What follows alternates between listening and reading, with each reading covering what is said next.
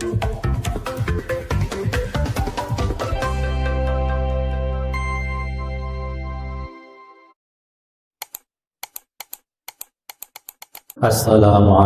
warahmatullahi wabarakatuh. Alhamdulillahi rabbil alamin. Innal hamdalillah nahmaduhu wa nasta'inuhu wa nastaghfiruh wa na'udzu billahi min shururi anfusina wa min sayyiati a'malina. May yahdihillahu fala mudilla lahu wa may yudlil fala hadiya lahu. Asyhadu an la ilaha illallah wahdahu la syarika lahu wa asyhadu anna sayyidana Muhammadan abduhu wa rasuluh la nabiyya wa la rasula ba'dah. Allahumma fashalli wa sallim wa barik ala sayyidina maulana Muhammadin wa ala alihi wa ashabihi ajma'in, amma ba'du. Ya ayuhan nas, usikum wa nafsi bitaqwallahi faqad fazal muttaqun. Bismillahirrahmanirrahim. Hadirin hadirat yang dirahmati Allah Subhanahu wa taala. Semoga ini menjadi asbab kita mendapatkan rahmat Allah Subhanahu wa taala dan kita dijadikan sebagai orang-orang yang husnul khatimah. Saya menemukan sebuah hadis yang panjang hadisnya. Hadis tersebut menjadi dasar, jadi dalil kenapa banyak orang-orang kita yang mengadakan majlis zikir, halaqah zikir. Dari Abu Hurairah, Rasulullah SAW bersabda bahwasanya Allah itu memiliki malaikat-malaikat yang tugasnya itu menginspeksi di bumi. Dia berkeliling di mana ada untuk mencari mana orang-orang yang berkumpul untuk berzikir. Sampai ketika dia mendapati satu kaum, satu kelompok orang yang sedang berzikir, kemudian malaikat tersebut menyeru teman-temannya yang lagi pada nyari, sini, ke sini, datang ke sini, di sini ada majlis zikir. Kemudian malaikat tadi mengegangkan sayapnya, menaungi majlis zikir tadi sampai ke langit dunia, pada kumpul semua. Setelah itu Allah pun berfirman, bertanya pada malaikat, wahai malaikat-malaikatku, apa yang sedang mereka lakukan? Malaikat itu menjawab mereka, ya Allah, hamba-hambamu sedang bertasbih, sedang berzikir, bertasbih, bertakbir, bertahmid, bertamjid, memuji engkau ya Allah. Allah pun kembali bertanya, wahai malaikat, hal ra'auni, apakah mereka itu yang berzikir kepada saya, kemudian bertasbih, bertakbir, bertahmid, bertahlil, ra'auni, apakah mereka melihat saya? Kata firman Allah, kata Allah bertanya kepada malaikat. Malaikat menjawab, tidak ya Allah, mereka tidak melihat engkau. Allah kembali bertanya, kaifa lau taroni, bagaimana kalau hamba-hambaku tadi bisa melihat saya? Kata Allah.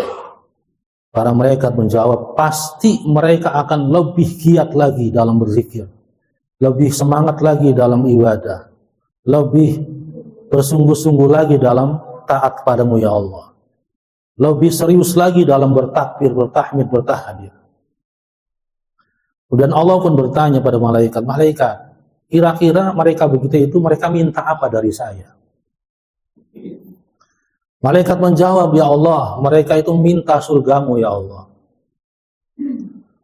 Kemudian Allah berfirman lagi, bertanya, wahai malaikat, apakah mereka sudah pernah melihat surga? Malaikat menjawab, demi engkau ya Allah yang maha mulia, mereka belum pernah sama sekali melihat surga.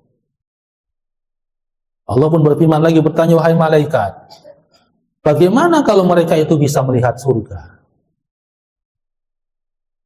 Maka pun malaikat menjawab, demi Allah ya Allah, kalau mereka bisa melihat surga, pasti mereka lebih sungguh-sungguh lagi dalam beribadah dan taat kepadamu. Lebih sungguh-sungguh lagi untuk mencari, untuk menggapai surgamu. Akan serius lagi. Dan Allah pun kembali bertanya, wahai malaikat, apa yang mereka takutkan dari saya? Malaikat pun menjawab mereka, ya Allah, takut akan neraka dan siksamu ya Allah. Allah kembali bertanya, apakah mereka pernah melihat nerakaku? Malaikat menjawab, demi Allah, mereka belum pernah melihat neraka. Kemudian Allah berfirman, bagaimana kalau mereka pernah melihat neraka-Ku? Malaikat menjawab, demi Allah ya Allah, kalau mereka bisa melihat neraka-Mu, pasti mereka akan lari terbirit-birit dari neraka dan berusaha menjauh sejauh-jauhnya. Dan Allah berfirman, wahai malaikat, saksikan, saya mengampuni semua orang-orang yang ada di majlis zikir tadi. Semuanya saya ampuni dosa-dosanya. Kemudian malaikat ada satu yang nyeletuk, ya Allah, sesungguhnya di antara mereka ada orang yang namanya Fulan. Dia bukan termasuk golongan yang lagi zikir, cuma numpang duduk saja ya Allah. Karena mungkin hujan, neduh, ikut duduk, ngeriung di situ.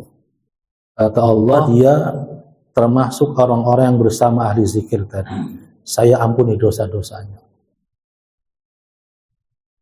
Maka hadis ini menjadi alasan, menjadi dasar kenapa ada namanya majlis zikir, majlis sholawat.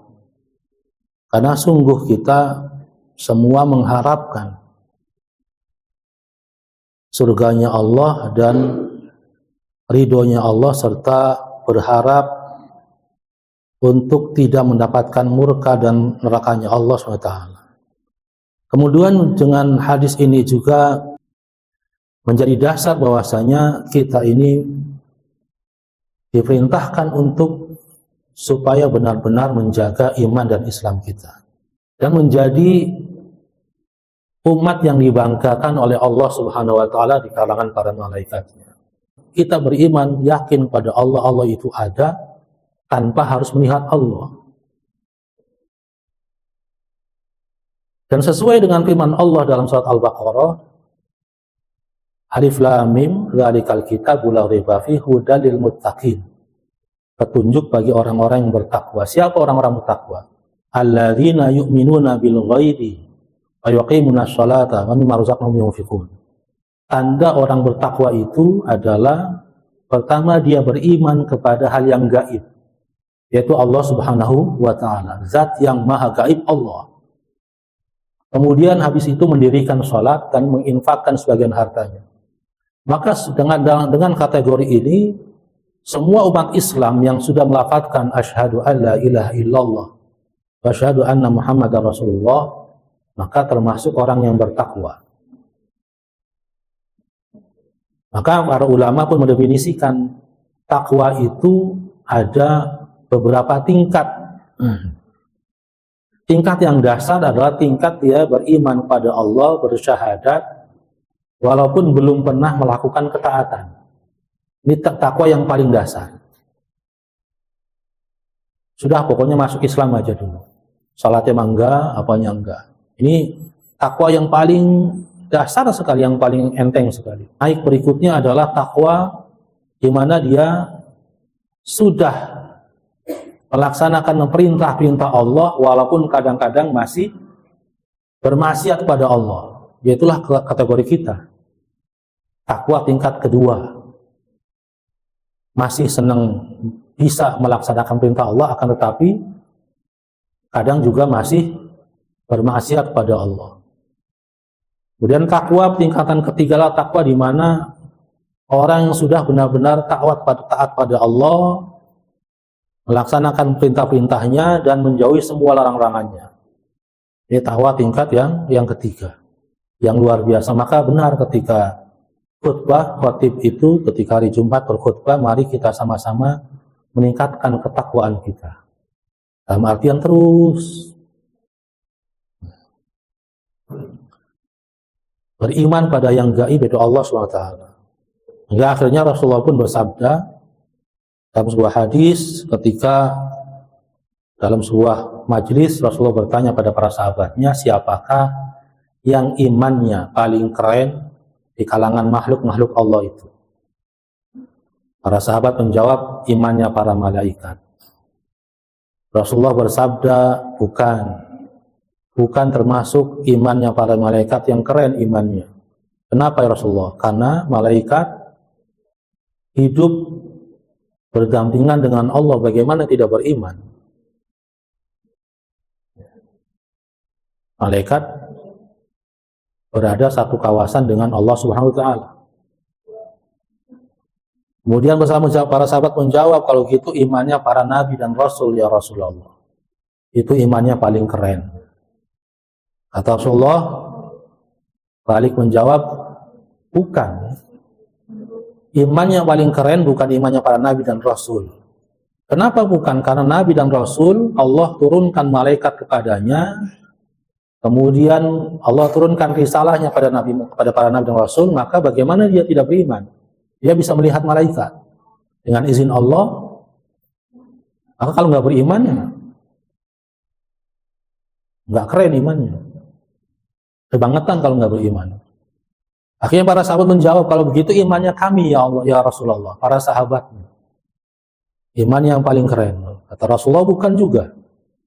Kenapa? Karena kalian hidup bersama dengan saya, menyaksikan saya, menyaksikan ajaran-ajaran saya, kemudian juga menyaksikan mukjizat saya. Kalau nggak beriman, bodoh sekali. Sehingga ada satu sahabat yang beriman dengan mukjizat Rasulullah melalui mimpinya, yaitu Sayyidina Abu Bakar As-Siddiq. Beliau itu teman Rasulullah, bersama-sama terus, tapi belum masuk Islam. Sampai akhirnya Rasulullah menunjukkan mukjizatnya. Akhirnya para sahabat nyerah. Allah Rasulullah a'lam. Kalau gitu hanya engkau Rasulullah dan Allah yang tahu siapakah di alam semesta ini yang imannya paling keren. Akhirnya Rasulullah menjawab, imannya orang-orang yang datang setelah kita nggak ada. Mereka tidak pernah berjumpa dengan saya, tapi mereka beriman dengan saya. Itu imannya kita semua. Kita hanya tahu dari Al-Quran, dari hadis, dari para kiai, keterangannya tentang Nabi Muhammad. Tapi hati kita nyangkut, bergetar. Ada rasa kangennya, ada rasa rindunya. Bacain sholawat. Maka inilah alladzina yu'minuna bil ghaib. Orang-orang yang beriman pada yang gaib. Maka kita bersyukur sekali dengan nikmat yang besar yang Allah karuniakan pada kita, itu nikmat iman dan Islam. Dan kita wajib menjaganya, bersyukur sampai wala tamutunna illa wa antum muslimun. Dan semoga kita dijadikan orang-orang yang husnul khatimah. Karena Nabi pernah bersabda, orang itu akan meninggal bagaimana dengan kebiasaannya. Kita hadir majlis, kemudian hadir zikir, membiasakan sholawat. Kita berharap mudah-mudahan kita meninggal dalam keadaan beribadah pada Allah Subhanahu wa ta'ala. Bismillahirrahmanirrahim. Kita lanjutkan tentang roja dan khauf, harapan dan rasa cemas. Jangan sampai kita salah menempatkan, sehingga akhirnya di sini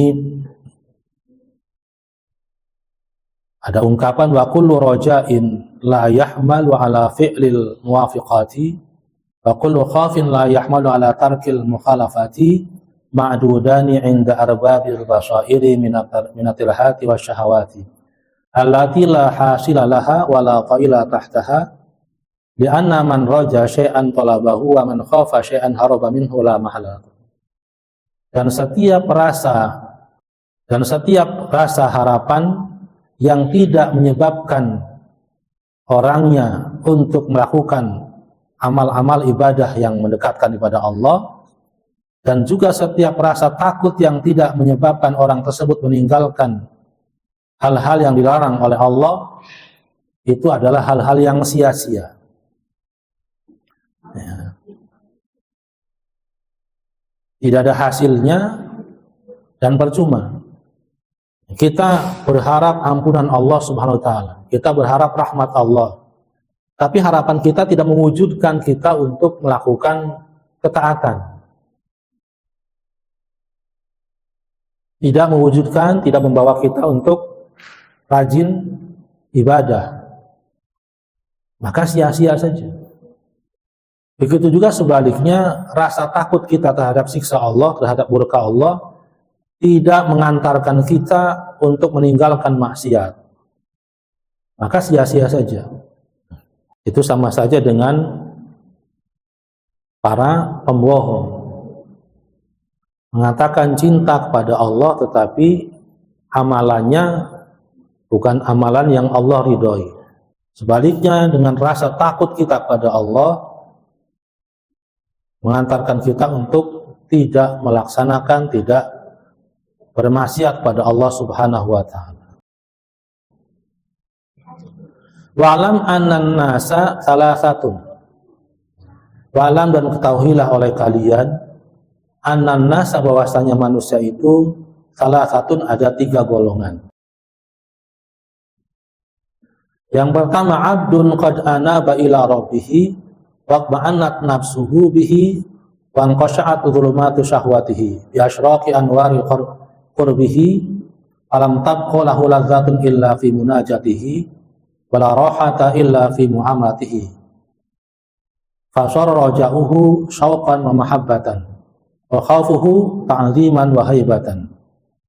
Golongan orang pertama adalah hamba yang dia telah bertaubat kepada Tuhannya, watma'annat nafsuhu bihi, kemudian nafsunya, jiwanya menjadi tenang. Dengan begitu wangqasha'at dhulumatu syahwatihi, sehingga bisikan hawa nafsunya, bisikan kezaliman syahwatnya padam, bi asyraqi anwari qurbihi, dengan terbitnya sinar cahaya kedekatan dia dengan Allah. Sehingga dengan taubatnya dia dengan tenang, muncul rasa tenang dan damai, sehingga nafsunya, syahwatnya tidak bisa mempengaruhi dia. Karena sinar cahaya kedekatan dia terhadap Allah. Maka falam tabqa lahu ladzatun illa fi munajatihi. Maka tidak ada dalam dirinya kelezatan kecuali kelezatan dia bermunajat pada Allah.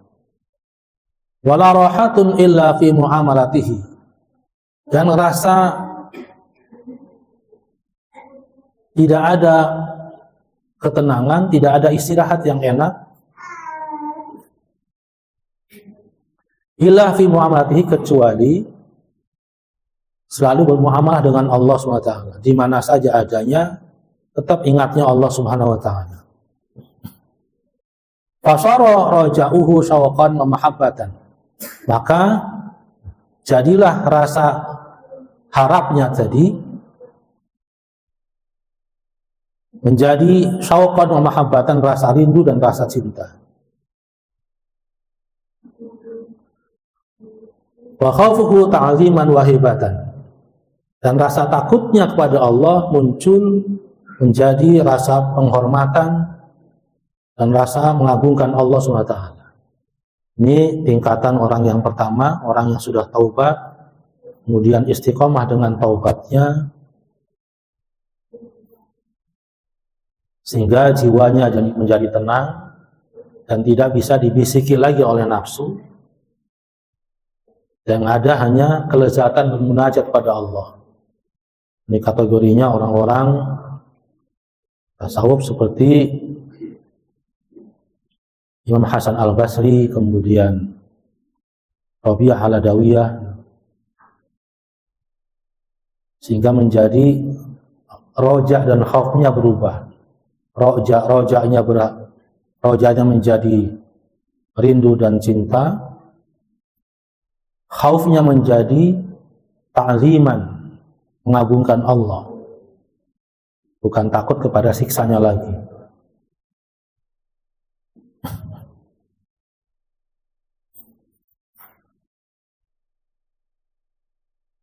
Kemudian yang kedua, wa abdun la ya'manu ala nafsihi minan naqa'idi anil ma'murati war rukuni ilal mahdurati walladhi yanbaghi li hadzal 'abd istawa al khauf war raja hatta yakuna kajanahi ta'iri.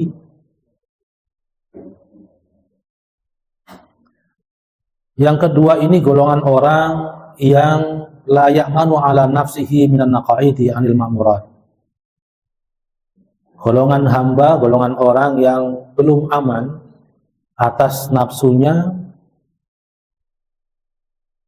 dari untuk melaksanakan ketaatan kepada Allah warukun ilal mahdhurat, dan untuk meninggalkan apa-apa yang dilarang oleh Allah. Inilah golongan kita, golongan manusia kedua yang ketika disuruh taat ada malasnya, ketika meninggalkan maksiat rada susah. Masih ada malasnya ketika ibadah, ketika maksiatnya belum bisa mengurangi maksiatnya. Walladhi yang bagi lihadzal abdi istawal khauf war raja. Maka seyogianya untuk hamba yang, untuk manusia golongan yang kedua ini adalah istiwa al khauf war raja,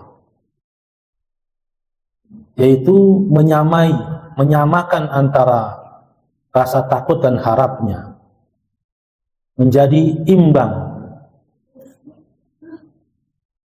antara rasa takut dan rasa harapnya harus sama. Hatta yakuna kajanahi ta'iri, sehingga menjadi seperti dua sayapnya burung. Ketika dia terbang, maka sayapnya harus terbang bersamaan, sama posisinya. Kalau enggak berarti akan jatuh, nggak bisa terbang.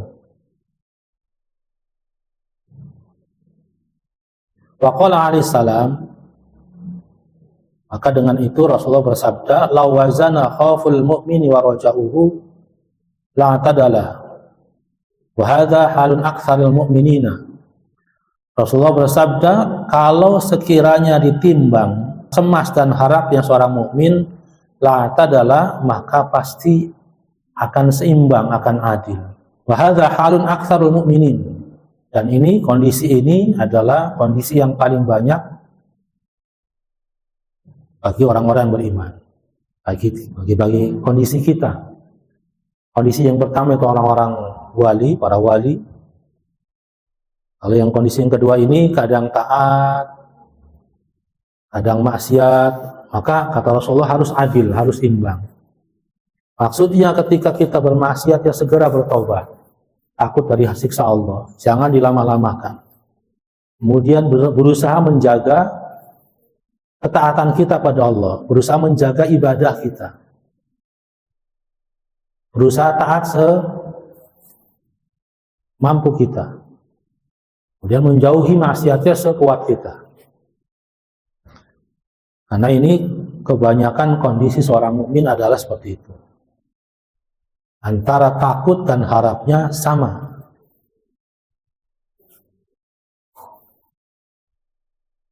Maka Rasul bersabda, kalau ditimbang harus sama, jangan sampai jompleng. Antara mengharap rahmat Allah dengan takut terhadap siksa Allah. Wa abdun qad ghalaba alaihi tahrib wastawalla alaihi tafrid falaik bihi ghalabatul khauf alaihi liyanzira 'anil 'asi illa indal mauti fayambagi ayyakuna raja'uhu ghaliban ala khaufihi.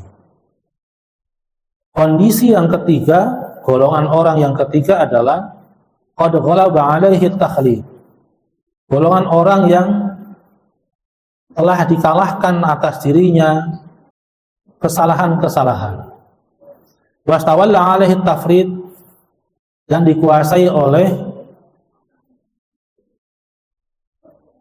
kelalaian.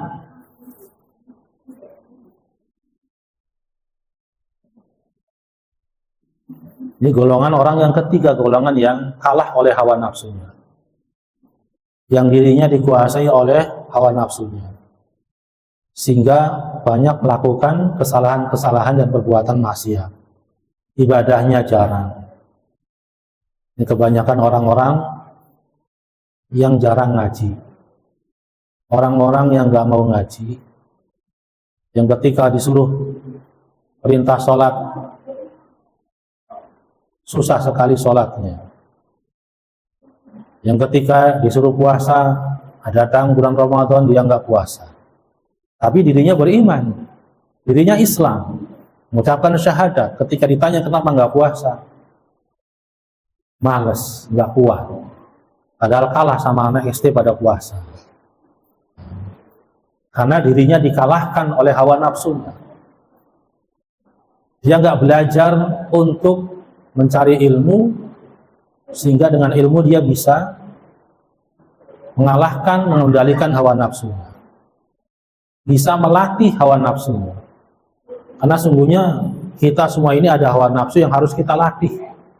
Dilatih, dididik untuk taat pada Allah.